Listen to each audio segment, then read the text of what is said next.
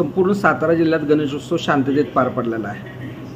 मात्र पोलिसांनी या गणेशोत्सव काळात डॉल्बी आवाजाचा असतील किंवा तडीपारीचे असतील अशा एकूण काय कारवाई केली?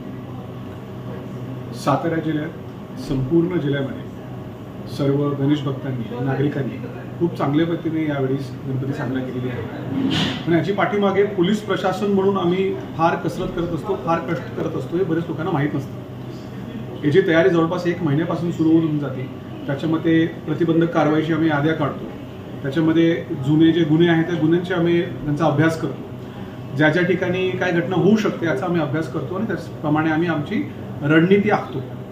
यावेळी ह्या संपूर्ण कालावधीमध्ये जवळपास 2000च्या वर लोकांवर प्रतिबंधक कारवाई करण्यात आली होती. याच्यामध्ये महत्त्वाचं म्हणजे 660 जणांना जिल्ह्यामधून आपण तडीपार केला होता.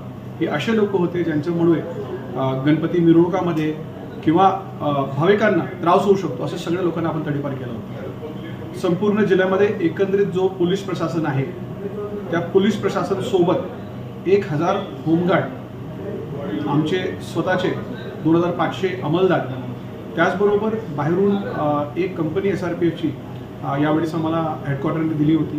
त्या कंपनीने देखील यावेळी संपूर्ण जिल्ह्यामध्ये बंदोबस्त केलेला आहे.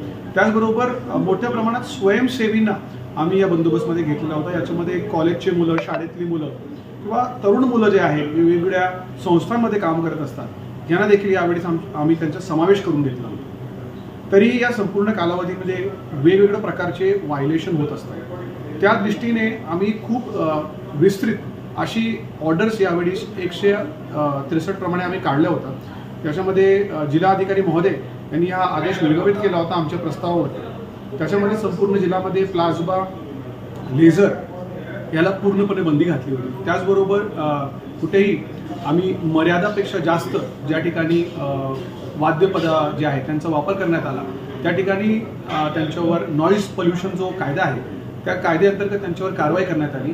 याच्यामध्ये सातारामध्ये एकंदरीत 60 असे कारवाई करण्यात आलेले होते. त्याच्यामध्ये वेगवेगळ्या प्रकारचे व्हायलेशन लोकांनी केले होते. त्याच्यामध्ये तडीपार केल्यानंतर परत जर कोणी आला असेल तर त्याच्यावर देखील याच्यामध्ये कारवाईचा समावेश आहे. त्याचबरोबर मिरवणुकामध्ये वेगवेगळ्या वाद्यांना जोराने वाजवल्यामुळे एकंदरीत आपल्या जिल्ह्यात 38 वेगवेगळ्या जे मंडळ आहे त्यांच्यावर आपण खटले न्यायालयाकडे आपण पाठवलेले आहे.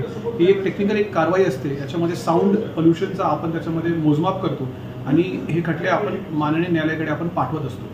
अशी एकंदरीत सगळी कारवाई केल्यामुळेच सातारामध्ये एकंदरीत शांतपणे आणि व्यवस्थित गणपतीचा हा संपूर्ण जो वातावरण आहे, गणपतीचा सण जो आहे तो सण पार पाडलेला आहे आणि भाविकांनी त्याचा उत्साह करून घेतला.